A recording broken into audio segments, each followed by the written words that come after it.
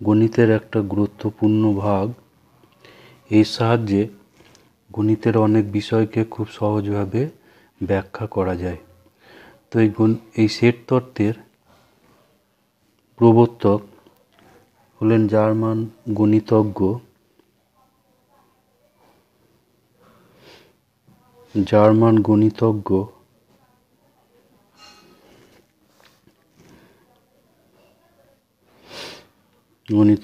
George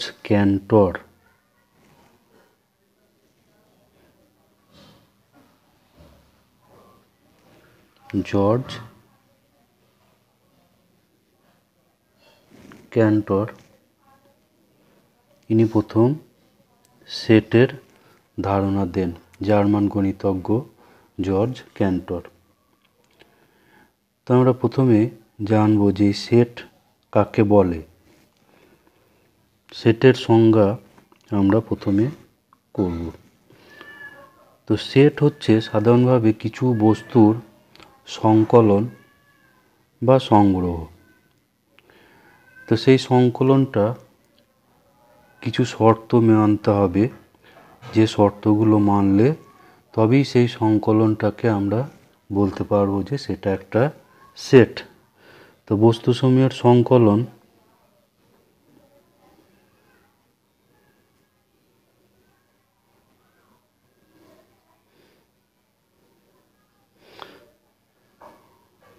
সংকলনকে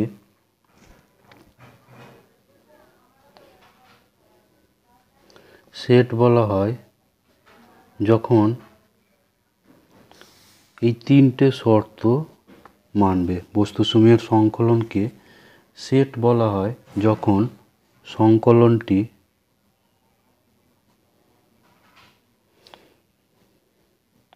সুসংজ্ঞাত হয়,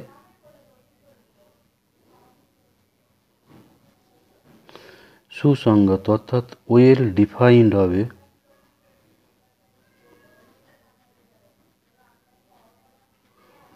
এই বিষয়গুলো পরে আবার ব্যাখ্যা করছি। সংকলনটা সুসংজ্ঞাত হতে হবে, অর্থাৎ সংকলনটার জন্য একটা নির্দিষ্ট সংজ্ঞা থাকবে, যার সাহায্যে সংজ্ঞার সাহায্যে আমরা বলতে পারবো যে সংকলনটার মধ্যে কি কি বস্তুকে আমরা রাখতে পারবো।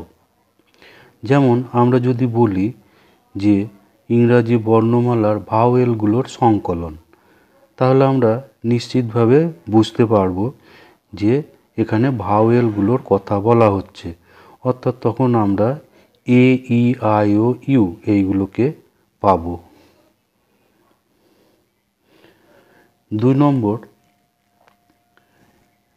এই সংকলনে যে বস্তুগুলো থাকবে তারা হবে ক্রম নিরপেক্ষ, অর্থাৎ কোন বস্তু আগে কোন বস্তু পরে এটা ব্যাপার নয়, সংকলনটার মধ্যে বস্তুগুলোকে রাখলেই হবে, অর্থাৎ এখানে আগে পরে ব্যাপার নেই। যেমন আমি যদি বলি ভাওয়েলগুলোর সেট, তো আমি প্রথমে ইউ তারপরে এ বললে কোনো অসুবিধা এখানে নেই, অর্থাৎ সংকলনটি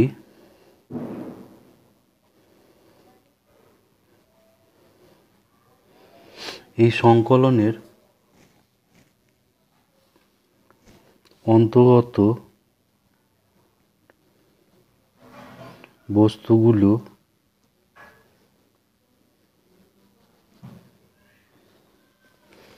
ক্রম নিরপেক্ষ।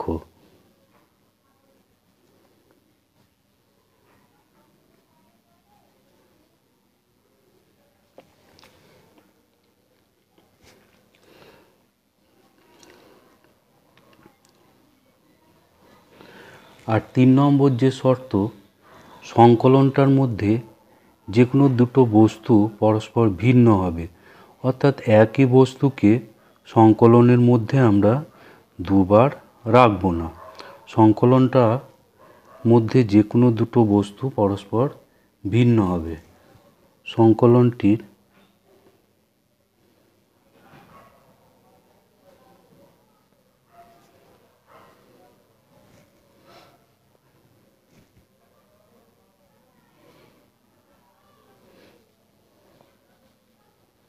যে কোনো দুটি বস্তু পরস্পর ভিন্ন।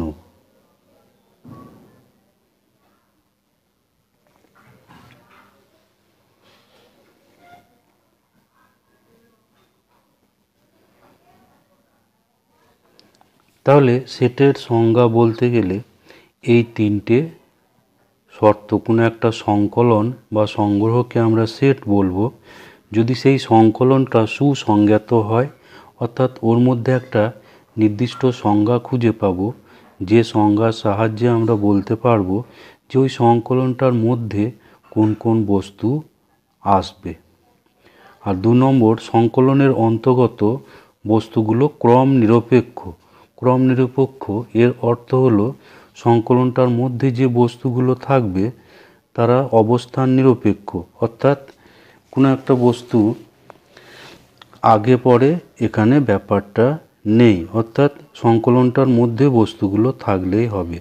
যেমন আমি যদি বলি যে 1 থেকে 10 পর্যন্ত জোড় সংখ্যাগুলোর সংকলন, তাহলে এখানে আমি যদি প্রথমে 8 বলি এবং তারপর যদি 2 বলি তাহলে কিন্তু কোনো অসুবিধা নেই, অর্থাৎ বস্তুগুলো ক্রম নিরপেক্ষ, আগে পরে ব্যাপার নেই, ওই সংকলনটার মধ্যে বস্তুগুলো থাকলেই হচ্ছে। আর সংকলনের মধ্যে 3 নম্বর যেটা, সংকলনটির যে কোনো দুটি বস্তু পরস্পর ভিন্ন হবে, অর্থাৎ সংকলনটার মধ্যে একই বস্তু দুবার আসবে না। আচ্ছা, উদাহরণ,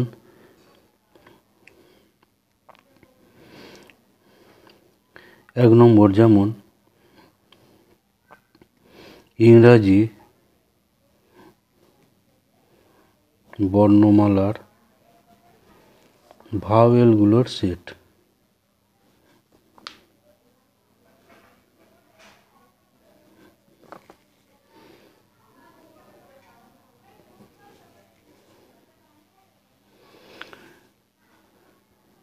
তো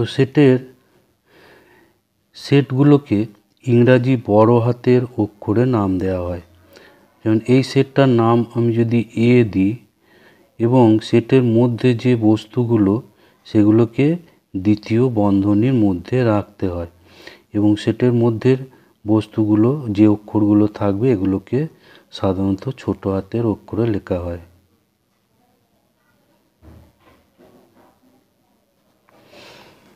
তাহলে এ হচ্ছে ইংরাজি বর্ণমালার ভাওয়েলগুলোর সেট। এভাবে 2 নম্বর, 1 থেকে 20 পর্যন্ত মৌলিক সংখ্যার সেট।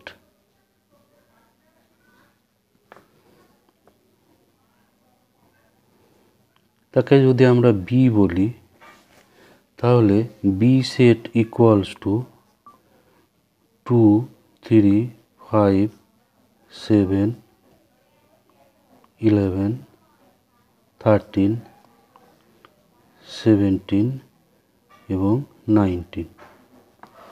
তো এই হলো বস্তুগুলোর। তাহলে সেটের নামগুলো আমরা ইংরাজি বড় হাতের অক্ষরে দেব, capital A B C X Y Z, এভাবে আমরা সেটের নাম দেব এবং সেটের বস্তুগুলো যারা থাকবে তাদেরকে আমরা ইংরাজি ছোট হাতের অক্ষরে নাম দেব। যদি আমরা নাম দিই তাহলে সেগুলোকে ছোট হাতের অক্ষরে নাম দেব। এবার যদি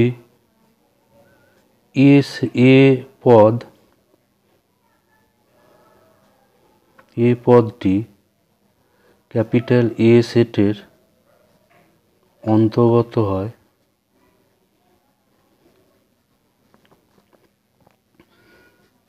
তাহলে আমরা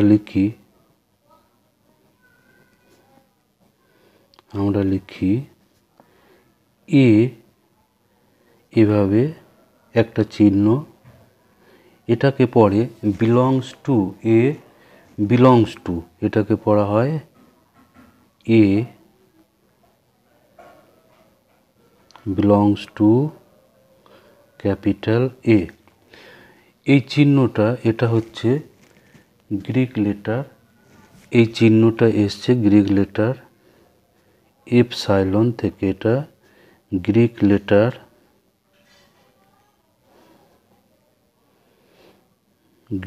লেটার এপসাইলন, এপসাইলন বলে কে,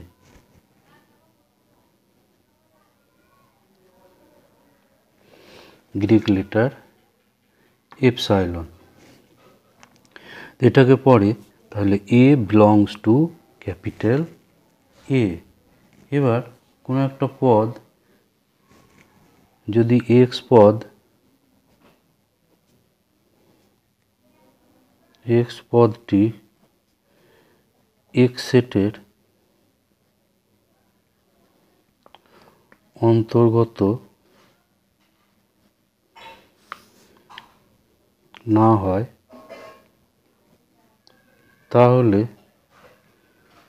আমরা লিখি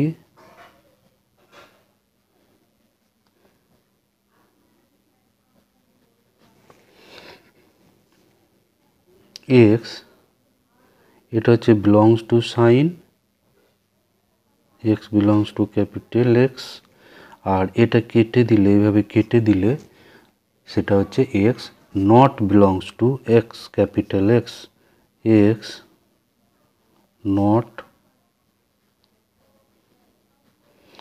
বিলংস টু ক্যাপিটাল এক্স।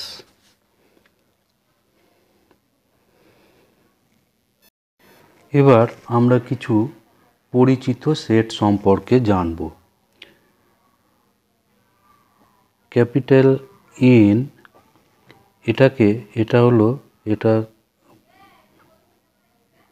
এটাকে বলে স্বাভাবিক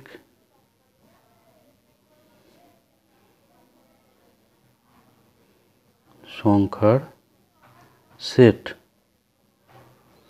তো স্বাভাবিক সংখ্যা হচ্ছে 1 2 3 4 এভাবে চলবে, এটাকে বলে স্বাভাবিক সংখ্যার সেট।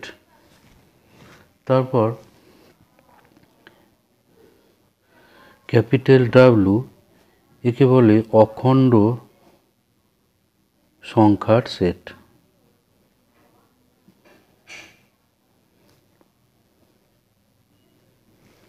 তো অখণ্ড সংখ্যার সেট, অখণ্ড সংখ্যা স্টার্ট হয় 0 থেকে, 0 1 2 3 4 5 এভাবে চলতে থাকবে। এটা হচ্ছে অখণ্ড সংখ্যা সমূহের সেট। এরপর জেড, ক্যাপিটাল জেড, এটা হচ্ছে পূর্ণ সংখ্যার সেট, পূর্ণ সংখ্যার সেট। পূর্ণ সংখ্যা অর্থাৎ যেগুলো গোটা গোটা সংখ্যা,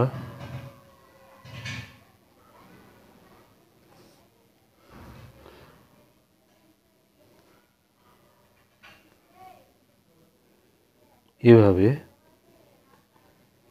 এটাকে বলে পূর্ণ সংখ্যার সেট। এই পূর্ণ সংখ্যার সেটে থাকে সমস্ত অখণ্ড সংখ্যাগুলো এখানে পাওয়া যাবে, এবং সেই অখণ্ড সংখ্যাগুলোর আবার যে বিপরীত সংখ্যাগুলো সেগুলো থাকবে, আর সঙ্গে জিরোটা থাকবে। এটা হচ্ছে পূর্ণ সংখ্যার সেট। এরপর জেড প্লাস, জেড প্লাস হচ্ছে ধনাত্মক পূর্ণ সংখ্যার সেট। এটাকে বলে ধনাত্মক পূর্ণ সংখ্যার সেট।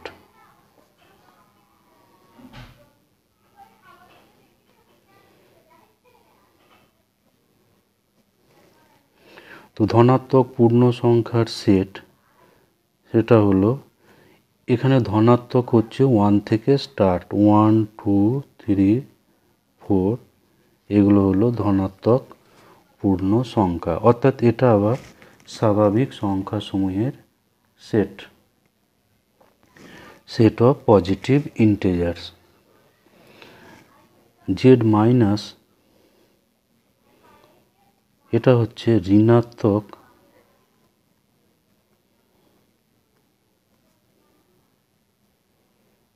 পূর্ণ সংখ্যার সেট।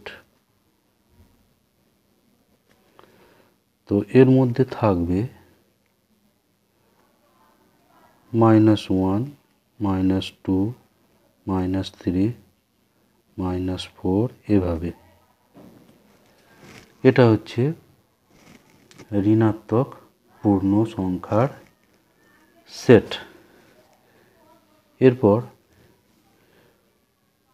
কিউ প্লাস হচ্ছে ধনাত্মক মূলদ সংখ্যার সেট। ধনাত্মক মূলদ সংখ্যার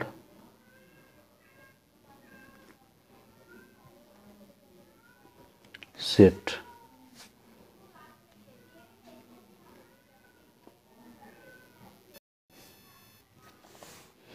এরপর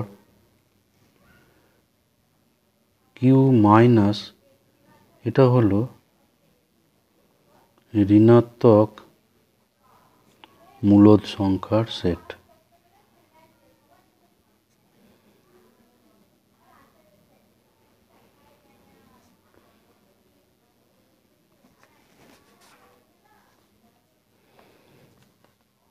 ঋণাত্মক মূলদ সংখ্যার সেট। এরপর আর প্লাস এটা হচ্ছে ধনাত্মক বাস্তব সংখ্যার সেট।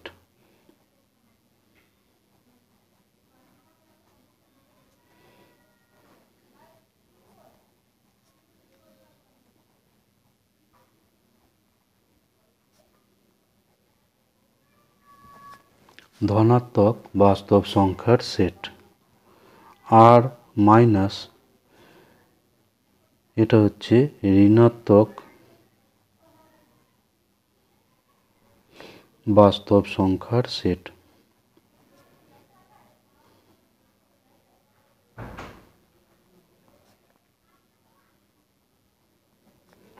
ক্যাপিটাল সি, এই ক্যাপিটাল সি হচ্ছে সমস্ত জটিল সংখ্যার সেট।